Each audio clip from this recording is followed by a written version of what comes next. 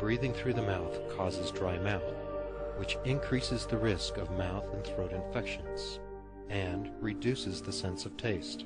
Breathing through the mouth also pulls all pollution and germs directly into the lungs.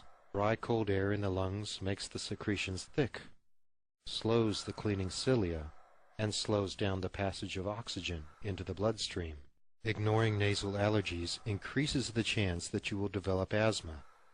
It also makes asthma worse if you already have it.